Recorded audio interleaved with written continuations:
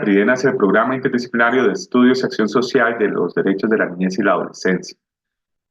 Como es un programa, en PRIDENA es un universo o es un sistema donde confluyen varios proyectos de la Universidad de Costa Rica. Nosotros inscribimos un proyecto por nuestra cuenta, pero al mismo tiempo hay proyectos adscritos al PRIDENA, como es el OVINA, la RINA, el EDNA, entre otros.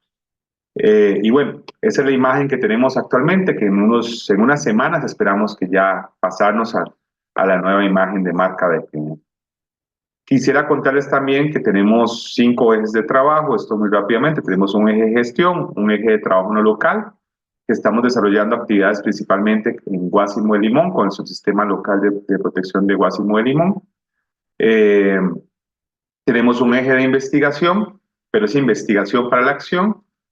Tenemos un eje también de educación y comunicación, que es parte por lo que yo estoy también participando de eso, que nos resulta muy importante mantener un proceso de educación continua en cuanto a los derechos humanos de las niñeces y las adolescencias. Y tenemos un último eje que también es muy importante y que también se vincula con lo que estoy haciendo el día de hoy, que es la parte de incidencia política. Cómo podemos incidir en la creación de leyes, en mejorar leyes, mejorar política pública y demás con respecto a niñeces y adolescentes. Nuestro equipo docente son 4 docentes de la Universidad de Costa Rica. Tenemos a mi colega Floribet Salazar, que es trabajadora social, a Rolando Fernández, que es docente de Ciencias Políticas, y Víctor Hugo Gutiérrez Araya, que es docente de la Escuela de Comunicación Colectiva. Víctor coordina el eje de Educación y Comunicación, Rolando el eje de Investigación, Floribet el de Trabajo Local, y en mi parte yo soy quien coordinó el eje de Gestión y también el eje de Incidencia Política. Pero entonces esto es como una pincelada para poder pasar ya propiamente a lo que tal vez es más de interés de ustedes. Sin embargo, me parece muy importante que para poder hablar de protección y la denuncia como un medio de protección, también tenemos que entender por qué que esto genera datos. Y esos datos nos llevan a pensar entonces qué estamos dejando de hacer o qué estamos haciendo bien. Lamentablemente muchas veces el que ustedes hagan bien su trabajo de denuncia significa que los datos se puedan engrosar, pero es importante que esos datos se engrosen para que entonces el Estado, el Ejecutivo entienda la importancia de poder invertir en las niñeces y las adolescencias. Ok, es un dato que posiblemente muchos de ustedes conocen, un 25% de la población total de nuestro país son niños, niñas y adolescentes. De esta, la distribución que hay de esta población es que tenemos prácticamente un pastel muy similar en cuanto a niños y niñas de 0 a 5 años y niños y niñas entre 6 y 11 años. Y tenemos un 34% también, que es como un dato similar al de las niñeces antes mencionadas, de 12 a 17 años. Por tanto, personas adolescentes, según la legislación que protege a los niños, niñas y adolescentes, o personas jóvenes, según la otra legislación que también tenemos, que también abarca este grupo de edad. Datos que son importantes para mí, que siempre que los podamos visualizar, que tenemos de 3 de cada 100 personas menores de edad son personas que tienen alguna condición de discapacidad, y 12 de cada 100 son personas que están en una condición migrante, sea cual sea la condición migrante que existe actualmente en nuestro país, regular, irregular, en tránsito, demás. Ese es un dato del año 2022, por ejemplo. También algo muy importante ver es cómo se está comportando nuestra población. Este dato proviene del INEC. Y como vemos, y ya lo sabemos porque ha sido un tema sumamente discutido a nivel nacional, de cómo perdimos en su momento nuestro bono demográfico y que en este momento tenemos una población menor de edad que se va haciendo más angosta y que son elementos importantes también a considerar a futuro, digamos, incluso digamos para lo que va a ser la atención de la población adulta mayor en nuestro país. Pobreza. Cuando hablamos de niñez tenemos que hablar de pobreza y más adelante van a entender por qué. Porque, digamos, esta es la situación de nosotros como país, una situación completamente desigual del centro, con las costas, con las fronteras, en cuanto a lo que es la pobreza, donde tenemos una región, Huetar Caribe, Brunca, donde se concentra el mayor número de pobreza en el país, pero si luego vemos también está la región Huetar Norte, y para luego le sigue la Pacífico y luego Chorotega. ¿Qué es el tema de la pobreza y por qué hablar de pobreza es importante? Porque se estima que un 25% de la población es pobre, recordemos que antes dijimos que un 25% de la población son personas menores de edad y un 7,6% se encuentra en pobreza extrema. Para el 2022, del total de niños, niñas y adolescentes que vivían en nuestro país, se estimaba que un 38% de las niñeces vivían en condición de pobreza y un 13% de las niñeces en condición de pobreza extrema. Entonces, esos son elementos donde nos da a entender la clave de proteger a esta población y también tener programas, proyectos, servicios sociales que atiendan directamente a esta población. En cuanto a salud, que esos son datos que posiblemente ustedes manejan mucho mejor que yo, tenemos un 2% de la población con malnutrición, un 20% con sobrepeso, un 14% de la población niño o adolescente con obesidad. Tenemos una situación particular como país, que es con el tema del suicidio, donde esta es la cuarta causa de mortalidad en adolescentes entre 15 y 19 años en el mundo, pero es la tercera causa en nuestro país, en el mismo grupo demográfico. En cuanto a educación, tenemos una situación que es cada vez más alarmante, donde solo el 51% de las personas entre 25 y 34 años tienen un diploma de secundaria. Tenemos lagunas del rendimiento escolar, solo el 8% de las escuelas públicas ofrecen el plan de estudios completo, el 42% de los niños, niñas y personas adolescentes no tienen acceso a una computadora o una tableta, y 13% no tienen una conexión a internet. Entonces, aquí nos devolvemos y podemos pensar en qué estaba ocurriendo entonces en el 2020, cuando incluso estos datos podían ser incluso distintos. Tenemos que solo un 14% de los niños y niñas entre 36 y 47 meses asisten a un programa de desarrollo en primera infancia. El 19% de los centros educativos carecen de abastecimiento de agua, un elemento fundamental para la salud, y un 10% no tiene acceso al suministro eléctrico. Un total de 874 centros educativos tienen sanciones por no contar con instalaciones sanitarias adecuadas. Y si nos vamos a este otro tema, que es tal vez el que se vincula, aunque todos los anteriores también desde mi perspectiva, con el tema de la denuncia y la protección, tenemos de que PANI registró 84.496 denuncias de amenazas o violencias hacia los derechos de las niñeces. Un 24% de estas aludían a casos de violencia física y psicológico, un 22% a violencia por negligencia, que en la negligencia a veces queda eso como una sombrilla donde hay un montón de violencias por debajo de la negligencia, y un 19% son casos de conflictos familiares. 24% de las personas progenitoras, cuidadoras, padres, madres, cuidadores, como queremos llamarlos, consideran que el castigo físico es una forma adecuada de educar. Esto contribuye a que el 49% de los niños y niñas entre 1 y 14 años sean sometidos a métodos disciplinarios violentos. En el 2018 se registraron más de 12.000 casos de delitos sexuales cometidos contra niñas, niños y adolescentes, siendo las chicas las personas más afectadas. PANI recibe casi 4.5 denuncias diarias por relaciones impropias. Los casos penales de violación calificada de violación infantil han aumentado en los últimos años. La explotación sexual de los niños y adolescentes con fines comerciales aumentó en un 44% entre el 2019 y el 2020. En el 2020, el 5% de los partos se atribuyó a niñas de 13 a 14 años y el 88% de estos nacimientos se atribuyó a un padre no declarado. Costa Rica presenta la segunda tasa de acoso escolar más alta de la región y alrededor del 78,8% de los niños y adolescentes, niños, adolescentes entre los 9 y 17 años utilizan internet a diario, por lo tanto están potencialmente expuestos a la violencia en línea y a otras condiciones que se están generando también a nivel emocional en niños y niñas que están constantemente vinculados a dispositivos móviles. Entonces, ahí están las fuentes de esta primera parte. Como digo, este es como un abrebocas de datos que a nosotros siempre nos resultan importantes en el sentido de qué está pasando con nuestras niñeces. Y la importancia también, digamos, si lo quisiéramos vincular con el tema de hoy, con la importancia de la denuncia. Y entender que cuando se denuncia, se protege. Que nuestro Sistema Nacional de Protección tiene grandes desafíos, es completamente cierto, pero también eso implica entender que estos datos, estas cifras, deberían ser los elementos que nos ayuden a abogar, porque no por el cumplimiento de los derechos de la niñez y la adolescencia. Pero entonces vayamos a un segundo proceso que le he dominado, o un segundo momento que le he denominado la importancia de los procesos de denuncia desde el enfoque de derechos. Una invitación a ponernos los anteojos. Y esta parte vamos a iniciar con una historia, lo vamos a hacer diferente. Vamos a aludir a la parte de educación popular, que de una forma u otra siempre me gusta mucho. Y entonces les voy a contar una historia de la vida real. Esto no es ficticio, es algo que pasó.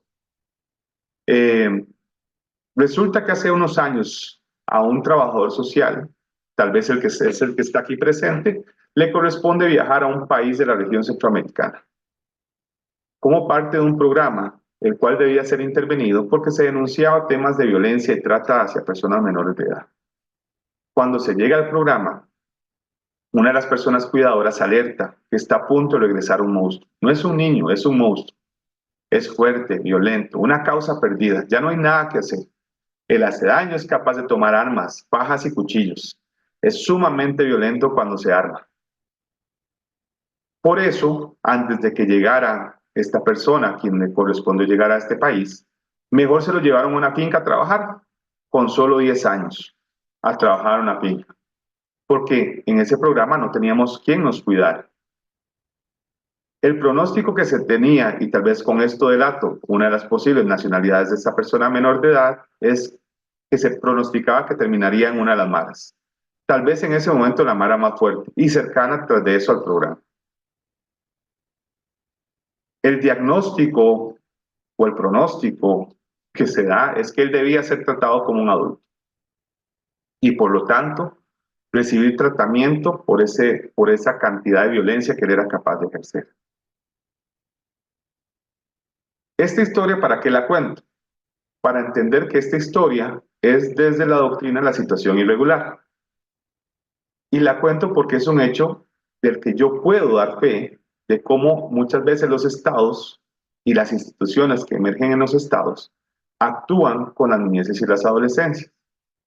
Uno, porque este niño fue declarado en abandono en su país de origen y fue retirado del cuidado de sus progenitores para ser protegido inicialmente en una institución de cuidado alternativo. Entonces, ¿para qué es importante también entender esto? Uno, se hizo un proceso de denuncia. El proceso de denuncia buscaba proteger a la persona menor de edad. La persona menor de edad fue incorporada a un centro de protección o a una alternativa de protección y en esta alternativa de protección, este niño buscó cómo defenderse. Ese monstruo que me pintaban, y tal vez para él es un marco de referencia porque eso no les permite ver mi tamaño, me hacía pensar a mí que era un monstruo más grande que yo, que era fuerte, que tenía músculos, que era capaz de quebrarme en dos, en un país donde su contexto de violencia es tan alto que no es de extrañarse. Pero yo mido 1,90 m, soy una persona alta y tengo una contextura gruesa. Cuando llegué a conocer el monstruo, era un niño de 10 años. Yo tengo un hijo de 7, que hoy cuando yo lo veo, sé que tiene más estatura, más fuerza y un físico más desarrollado que ese niño de 10 años. Entonces, muchas veces la forma en que los estados protegen y como las instituciones actuamos no es de la mejor forma y no va en función de ese interés superior de la persona menor de edad. Pero entonces, ¿qué significa esto? ¿Dejamos de denunciar? No. El tema es que la denuncia conlleva otros actos también políticos de los que a veces no queremos participar y que son importantes considerar. Tal vez la invitación para hoy es si cambiamos la historia y lo consideramos desde un enfoque de derechos. Hace unos años, aproximadamente unos 15 años, un jefe me dijo a mí, en una de las organizaciones donde trabajaba, te invito a ponerte los anteojos. Yo en ese momento no usaba anteojos, estaba sin usar anteojos. Entonces, ¿qué es el elemento? Que uno debe ponerte diferentes anteojos al momento de hacer la intervención. Y ahora más adelante, más hacia el final, vamos a entender la importancia de ponerse esos anteojos. Porque puede ser que ese anteojo me permita a mí poner una denuncia. Y con esa denuncia buscaré proteger a una persona menor de edad. Pero entonces hay que ponerse primero los anteojos de los derechos humanos. Y no los derechos humanos que yo quiero, y no los derechos humanos de todas y todas. Segundo, debo enfocar. Cuando yo me pongo los anteojos, ahora que ya tengo más de 40, me corresponde entender que si yo voy a ver de largo, tengo que ver en la parte de arriba del lente, que si voy a ver un campo neutral es al medio, pero si ocupo leer la letra pequeña de lo que está pasando en mi teclado tal vez en algunos de los libros que leo, me corresponde usar la parte de abajo. Entonces, ¿qué significa? Tengo que enfocar. Y en los derechos humanos tenemos que utilizar el enfoque de derechos humanos. En el caso de la intervención con niñeces y adolescencias, es muy importante tener siempre en cuenta el interés superior de las niñeces y de las adolescencias, porque a veces sin quererlo, al no denunciar, ponemos primero nuestro interés, que es el de los niños y las niñas. Y algo muy importante también es ponernos los anteojos de la protección integral. Aquí pasa algo muy interesante. Muchas historias que contamos son el desenlace de procesos ausentes de prevención y promoción de los derechos humanos de las niñeces y las adolescentes. Y eso nos sucede cuando estamos a esa denuncia. Cuando nos damos cuenta son esas historias donde ya hubo un desenlace, una historia, una terminación, esperemos de que no sea la pérdida de la vida, pero donde posiblemente ya se ha desatendido los derechos de esas personas menores de edad. Tenemos entonces los desafíos del paradigma de la protección integral. Los lentes de la situación irregular siguen estando presentes no en la legislación y las políticas públicas. Yo pongo esto, aunque yo lo pongo en duda. Yo creo que sí están presentes todavía en la legislación y en la política pública más reciente que tiene nuestro país. Pero ¿qué pasa? Muchas veces la intervención desde los programas, proyectos y la asignación de los fondos públicos principalmente se hacen desde la situación irregular y no desde un enfoque de protección integral como haría ser. Los fondos públicos son necesarios para proteger y los fondos públicos son necesarios para prevenir y promover acciones positivas hacia los niños y las niñas. Como dije, más adelante vamos a entender también esto ya propiamente desde la denuncia como medida de protección. En algunos momentos en nuestras intervenciones, lo pongo entre comillas porque sí, resulta ser muy difícil. Yo como papá también les digo que a veces es muy difícil no querer actuar desde un paradigma de la situación irregular en lugar de un paradigma de protección. Protección de las niñeces. Entonces tenemos lo que se denomina la protección especial de los niños, niñas y las adolescentes. Acá pasa algo muy importante. Tenemos que entender que también la historia nos marca por un momento donde tal vez el lenguaje nos hacía referencia únicamente al niño. Ya esto lo hemos evolucionado y desde Privena consideramos importante que se hable de niñeces y adolescencias, no de niño, no únicamente de niño y niña, sino de niñeces y adolescencias, porque son diversas, son muchas y son todas muy diferentes. Y en el caso de nuestro país, son cada vez más desiguales. Entonces tenemos acá que la protección especial no es algo nuevo. O sea, vean el año. Acabamos de cumplir, ¿cuántos años ya? 100 años de que se hable de la protección especial de los niños, niñas y las adolescentes. Empezamos con la Declaración de Ginebra en 1924. Esta Declaración de Ginebra es sobre los derechos del niño. Luego tenemos la Declaración de los Niños, la Declaración de los Derechos del Niño adoptada por las Naciones Unidas el 20 de noviembre de 1959. Tenemos la Declaración Universal de Derechos Humanos, tenemos el Pacto Internacional de Derechos Civiles y Políticos, tenemos el Pacto Internacional de Derechos Económicos, Sociales y Culturales, y tenemos la Convención sobre los Derechos del Niño de 1989, que en nuestro caso es la Ley 7184 del 18 de julio, y perdón, no les puse el año, de 1990. La Convención sobre los Derechos del Niño, y acá ven mucho texto, pero se los prometo que no lo voy a leer esto tal cual. Acá tal vez es importante saber que el artículo 3 de la Convención es el que nos hace referencia. Y una vez más, esto no aparece por primera vez en la Convención. Nos hace referencia a la consideración primordial a que se atenderá, que se debe atender el interés superior del niño. Y que los estados están comprometidos a asegurar que las personas menores de edad tengan protección y cuidado. Además, deben asegurar los estados que las instituciones, servicios y establecimientos que cuidan y protegen a los niños, niñas y adolescentes cumplan con las normas establecidas por las autoridades competentes, en especial en materia de seguridad, sanidad, número y competencia de personal que deben estar en su intervención. Tenemos también lo que es la Ley 7739 en el caso de nuestro país, que es el Código de Niñez y Adolescencia, que en el artículo 4 nos habla que las políticas estatales, en su párrafo 3, Nos habla de la Constitución, de la Convención y el Código como anexas que van a ser donde se va a poder ver el elemento de garantía y protección de los niños, niñas y adolescentes. Hay más artículos, pero no puedo detenerme hoy en esto porque si no, no terminamos. Tenemos el artículo 7 del Código que hace referencia al desarrollo integral, el 12 al derecho a la vida, el 13 al derecho a la protección estatal, el 19 el derecho a la protección ante el peligro grave, el 24 el derecho a la integridad, el 26 el derecho al honor, el 34 a la separación del menor. Pero tenemos dos artículos que son fundamentales. El artículo 46, que habla sobre la denegación de consentimiento, que este es donde posiblemente muchas veces hemos actuado desde diferentes instituciones o desde diferentes sombreros que nos corresponden actuar. Este dice, si el padre y la madre o representantes legales de las personas encargadas negaran por cualquier razón su consentimiento para la hospitalización, el tratamiento o la intervención quirúrgica urgente de sus hijos, el profesional en salud queda autorizado para adoptar las acciones inmediatas a fin de proteger la vida o la integridad física y emocional de ellos, en términos del artículo 144 del Código de Familia. Y el Código 144 del Código de Familia lo que viene a hablar es también de cuando se hace referencia a la necesidad de hospitalización, tratamiento o intervención quirúrgica. Y tenemos el artículo 49, que este artículo es tan grande que lo tenemos que dividir en dos diapositivas, porque el artículo 49 es el que nos habla de la denuncia de maltrato o abuso. Y es muy claro, y aquí lo pongo tal cual, quien esté a cargo debe atenderlas y tener la obligación de denunciar ante el Ministerio Público. Y acá algo muy importante, no nos corresponde hacer todo el proceso de investigación, nos corresponde antes que si hay una sospecha de parte de ustedes, tenemos que, y es una sospecha razonable, debemos hacer la denuncia ante el ministerio. Entonces, sospecha razonable de maltrato, agresión, acoso o abuso cometido contra ellos.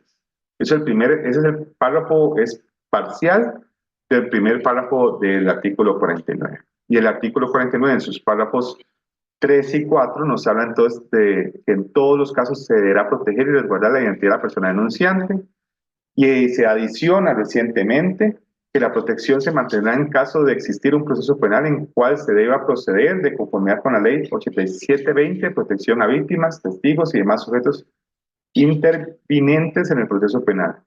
Entonces, acá son elementos para que tengamos en cuenta que el artículo 49 es el que nos llama al mandato que tenemos de denunciar.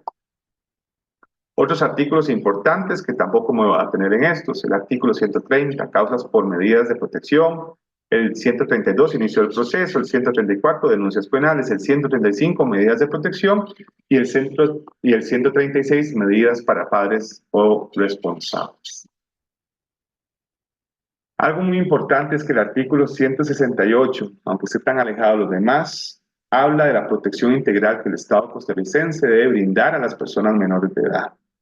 Esto para la atención, muy importante, subrayado por mi persona, no así en la legislación, prevención y defensa. Entonces aquí pasa algo que de pronto tal vez no hemos conversado todavía o no he mencionado todavía, pero es también la necesidad de trabajar en prevención y promoción de los derechos de las niñas y adolescentes. Pasemos entonces al tercer momento. La denuncia como medida de protección.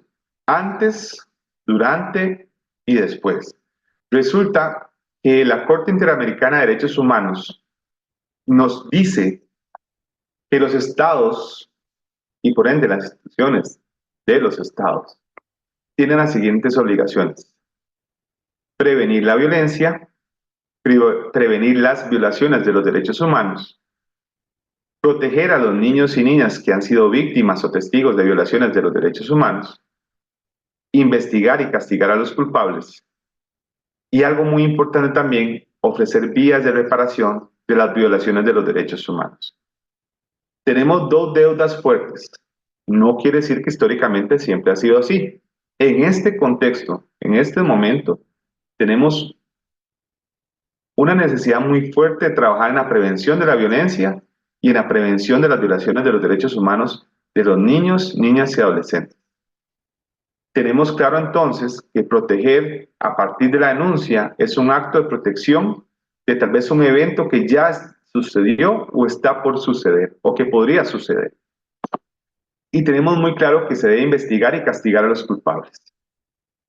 Sabemos que los procesos de investigación y de ya dictar las medidas correspondientes pueden tardar algún tiempo. Pero algo muy, muy importante, que también es una deuda de los estados, es trabajar en las vías de reparación de las violaciones de los derechos humanos. Porque muchas veces quedamos en las acciones, y no necesariamente estoy hablando del grupo de personas que estamos acá presentes, sino más bien lo que el Estado costarricense de pronto está haciendo, quedamos hasta la parte de investigar y castigar, pero no trabajamos en la parte que es fundamental de cómo generamos acciones que ayuden a reparar las violaciones de los derechos humanos. Entonces podríamos hablar de la voz cautelar. Aquí es donde hay una parte muy importante de lo que es la denuncia, porque entonces tenemos que entender que la denuncia parte de una preocupación, donde ustedes incluso pueden tener una evidencia eh, física, psicológica, que les encienda esa alerta, esa luz que dice, ok, aquí hay algo que está pasando, se debe denunciar. Por lo tanto, entran en un proceso que, aunque no lo veamos de esa forma inicialmente, previene de que la situación de violencia, la situación de abuso a la que se esté enfrentando una persona menor de edad se pueda detener. Importante, eso sí, a eso no lo incluyo acá en la presentación del día de hoy, creo que no era parte del tema. Está todo el tema de no revictimizar a la víctima de forma constante en nuestros procesos, pero creo que eso ya es algo que ustedes pues posiblemente han trabajado mucho. Y algo muy importante es entonces que también esa voz cautelar nos ayuda a evitar daños. Y el tema es de quién o hacia quién. Pueden ser más daños a la presunta víctima, pero pueden ser incluso más daños o evitar daños a otras personas menores de edad que están en el mismo grupo de convivencia, sea familiar, comunal o en el territorio. Entonces, si vemos, tenemos una preocupación que nos lleva a una acción de denuncia, que lo primero que buscamos es prevenir y lo segundo que buscamos es evitar que se sigan generando daños. Ahora, no romanticemos tampoco la denuncia, y aquí posiblemente me van a jalar la cuerda a las personas que me invitaron. Eh, Nuestras acciones también muchas veces generan daños, pero no son los daños a los que los niños y niñas estaban siendo sometidos y los adolescentes estaban siendo sometidos previa a la denuncia. Hay otras acciones que, como lo dije antes, tal vez en esta parte de ofrecer vías de reparación de las violaciones, es donde considero yo que el Estado debe más. El Estado y no las organizaciones o las personas que están en organizaciones que denuncian, sino el Estado costarricense como un todo. Es decir, la no inversión en educación, la no inversión en programas sociales, el recorte y los constantes recortes, el recorte al que se va a someter también a próximamente el Ministerio de Educación, o sea, un segundo año consecutivo en recortes, son elementos que no ayudan a prevenir la violencia, son elementos que no ayudan a prevenir las violaciones de los derechos humanos. Entonces acá tenemos que tener una alerta de lo que debemos también estar bien. Entonces, ¿por qué denunciamos? ¿O por qué denunciamos? Se va a denunciar cuando se prevé el peligro o el daño en los procesos de intervención. La protección ya no es prevenir los riesgos, y acá es muy importante. La protección tiene muchas etapas. Podemos hablar de esta etapa de educación previa, de trabajo con familias, con comunidades, con territorios, pero hay un momento donde el proceso de protección ya no es prevenir los riesgos, sino pasa a ser evitar su agravamiento. Y algo muy importante que recordemos de la denuncia. La denuncia, si se convierte en una acción que se realiza en tiempo y en forma, es decir, con el detalle, con la reconstrucción requerida por la organización, con las coordinaciones pertinentes y demás, se convierte en una respuesta de protección de las personas menores de edad. Y recalco de nuevo esta idea que ya mencioné antes. Esto no va a evitar que sus derechos ya hayan sido vulnerados, porque ya lo fueron. La denuncia lo estamos haciendo porque ya sus derechos fueron vulnerados. Posiblemente, y una vez más, el proceso que siga generando cicatrices, secuelas, que deberán ser tratados. Y por eso la parte posterior es tan importante que el Estado también entienda de que debe ocurrir. ¿Qué entendemos entonces por la denuncia? La denuncia es, en términos generales, los mecanismos físicos o informáticos a través de los cuales las personas involucradas en la actividad dan a conocer a la autoridad competente sobre los hechos dolosos, culposos, también sobre irregularidades, malas prácticas e incumplimiento de actos y normas legales. Sencillo. Pero entonces, ¿por qué debemos denunciar? Tenemos una serie de ideas que hemos recuperado de algunos textos que nos dicen por qué es importante denunciar.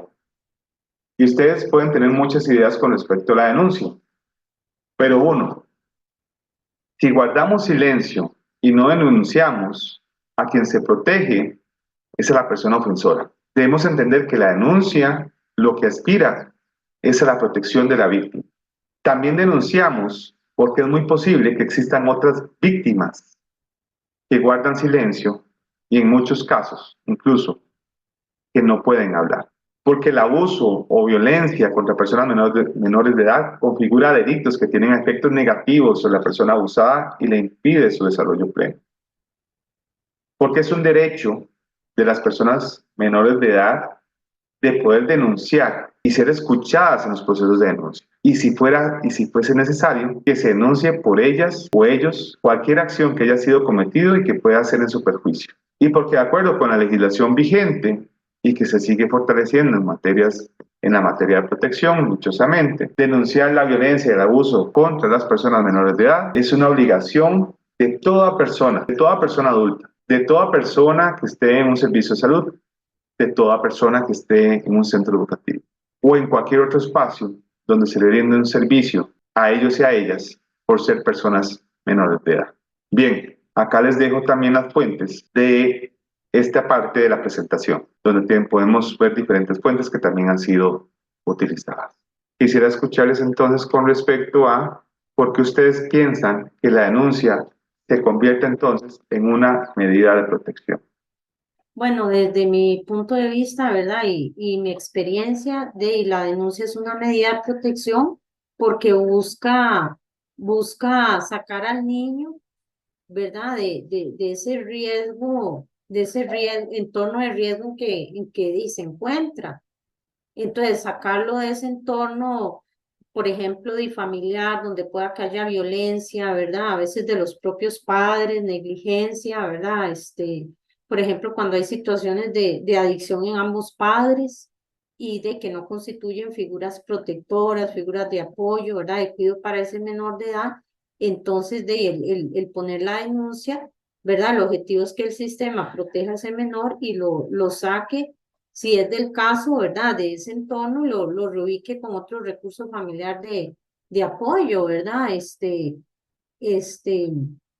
o cuando es un caso sospechoso de abuso sexual, ¿verdad? También, que es proteger al menor de esa, persona, ¿verdad? El presunto ofensor de que le ha hecho daño, lo ha estado, ¿verdad? Agrediendo y de alejar a esa persona del menor, ¿verdad? Entonces yo pienso que es de darle al menor de edad de un entorno seguro, ¿verdad? En que se sienta seguro, protegido, que hay personas de que sí, ¿verdad? Lo cuidan, que lo van a proteger, ¿verdad? Pienso que para mí, bueno, esa sería como, ¿verdad? Que por qué la denuncia es una medida de protección. Yo siento que la denuncia es muy importante porque le devuelve la responsabilidad a la persona que está ejerciendo la violencia. ¿verdad? Desde mi punto de vista, sobre todo en aquellos momentos donde ha habido una agresión sexual, física, psicológica, ¿verdad? Entonces es como dignificar, desde mi punto de vista, la vivencia y devolverle la responsabilidad a quien lo ejerció. Ana dice, es una forma para solicitar el cumplimiento de las funciones que le competen a la institución que por ley está estipulado la activación de medidas de protección. Sin denuncia, el menor queda en condición de desprotección. Muy bien, Ana. Y también Gene nos pone, porque es una forma de visibilizar la existencia de un fenómeno que daña y transgrede los derechos humanos. Esto provoca de manera sistémica la creación de legislación que se requiere o modificación de la misma y a su vez posibilita la inversión pública en programas de protección. Esto que pone Heiner está muy interesante porque me parece que todavía tiene elementos que concuerdo con vos desde el enfoque de derechos humanos, eh, pero que sin duda también está esa parte aspiracional de lo que debería suceder, que es que se dé esa inversión pública en programas de protección. La inversión se está haciendo, lo que pasa es que cada vez es una inversión más reservada. Acá también por eso es importante, y por eso les vuelvo a poner esta diapositiva sobre el trabajo que se debe hacer en prevenir la violencia y en prevenir las violaciones de los derechos humanos. Un día estábamos ahí conversando y alguien me decía, es que el tema es que eh, no tenemos quien marche por los niños y las niñas, no tenemos quien se manifieste por los niños y las niñas. Algo muy importante en generar política pública es, uno, revisar la política pública. Dos, es pedir a las personas. Por ejemplo, hay una persona en la Caja Costarricense de Seguro Social que tuvo una silla en la redacción de la nueva Política Nacional de Niñez y Adolescencia, con lo importante de tener esa Política Nacional de Niñez y Adolescencia, pero también con la necesidad de tener una mirada crítica de lo que debería incluir esa Política Nacional de Niñez y Adolescencia. Y algo muy importante es en qué estamos logrando entonces invertir los recursos para la protección de los niños y las niñas. Estamos logrando invertir recursos en la prevención de la violencia, estamos logrando invertir recursos en la prevención o en prevenir las violaciones de los derechos humanos de los niños, niñas y adolescentes para poder, digamos, trabajar en la protección, pero de una persona que ya es víctima o que ya ha sido testigo o que ha sufrido una violación. Como soy docente universitario y uno tiene una misión de no pintar nada más al oscuro panorama a las y los estudiantes, a los futuros profesionales, algo con lo que yo les ayudo a reflexionar es entender que los cambios en la transformación y el cumplimiento y la respuesta a los derechos humanos son muy lentos. Y eso siempre ha sido histórico. O sea, creo que aquí lo podemos ver de forma histórica, lo podríamos ver, digamos, por ejemplo, desde las primeras manifestaciones de mujeres para poder obtener el voto como un derecho y como un reconocimiento, no como una necesidad de un Estado. Digamos, el primer Estado en el que ejerce el voto las mujeres fue por un tema de necesidad y no por un tema de reconocimiento de los derechos. Entonces, son procesos que son lentos. Entonces, yo sí les digo que los derechos humanos son como el cumplimiento de los derechos humanos es como pensar en esos grandes buques, es como pensar en esos grandes buques que pasan por el canal de Panamá. Esos buques para girar a la derecha o a la izquierda tienen que preverlo con días de anticipación, con conocimiento en qué momento van a poder entrar al canal de Panamá. Tienen que saber el día, la hora, detrás de cuál buque van, de cómo están las mareas, si las esclusas van a tener agua o no. Entonces es un proceso que la persona que es capitana o de eso va a tener el desafío de trabajarlo con mucho tiempo. Va a tener que tener instrumentos muy precisos, va a tener que hacer mano a datos, a ingeniería, a tecnología. Y esto mismo es parte de los elementos que tenemos con esto. Entonces, sé que puede haber un elemento de frustración, pero denunciar va a ser muy importante. Porque si la denuncia deja, y acá vamos a decir algo que de pronto nos vamos a deshumanizar un poquito. Si generamos una denuncia, vamos a generar un dato. Y los datos son un elemento, son el principal elemento que deberían utilizarse para generar política pública, para incidir en la política pública, para orientar la inversión. Pero entonces eso también, ¿qué significa? Que en algunos momentos, y como yo se lo digo mucho a mis estudiantes, tenemos que incomodarnos. E incomodarnos significa entonces saber que hay que hacer lo que sigue. ¿Qué estamos haciendo además de la denuncia? ¿Qué trabajo hacemos en promoción y prevención? ¿Qué trabajo podemos hacer fuera de nuestras oficinas o de nuestra responsabilidad según la institución en la que nosotros estemos, pero que también podríamos ayudar, ¿por qué no?, en repostear lo que publica UNICEF, en repostear lo mismo que genera la caja a nivel de prevención, en repostear otras actividades que de pronto la Universidad de Costa Rica, la misma Universidad Nacional que tiene el INEINA, e incluso otras universidades públicas generan, universidades privadas también, que generan, que son elementos que hacen un llamado a educar y prevenir. Se los digo porque un día se estábamos viendo unos datos y es muy interesante. A mí siempre me gusta dar como algunos datos y no tal vez desde la parte únicamente de la estadística, sino de lo que hay detrás del dato.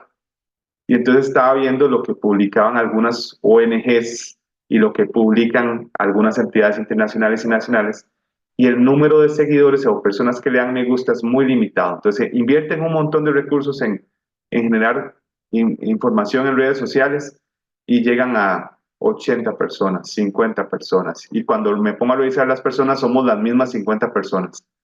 Entonces ahí tenemos que tener como también esa posibilidad de ver cómo podemos incidir también desde aquello que nosotros hacemos. Y ya que estamos en un mundo tan conectado, donde posiblemente, incluso algunos de ustedes están viendo esto a través de su teléfono celular, e incluso es muy probable, altamente probable, que alguien en estos momentos está scrolleando su teléfono celular, que cuando nos metemos, pues de pronto debemos seguir a esas organizaciones y ayudemos a eso, a socializar esa información en nuestras familias, en nuestras comunidades. Y también, pues, echar la mano a programas como este, como Pridena. También está el INEINA de la Universidad Nacional. Y por qué no otros que tengan también la caja y decirles, hey, cómo también podemos apoyar o cómo ustedes nos pueden apoyar en estos casos de promoción y prevención. Por darles un ejemplo, esta semana pasada estábamos en el territorio indígena de Cotobruz, estuvimos trabajando con niñeces de la escuela Novegué, y es parte de lo que nosotros podemos hacer, y es parte donde podemos enfocar los esfuerzos también en la parte de educación en derechos humanos de las niñeces y las adolescentes.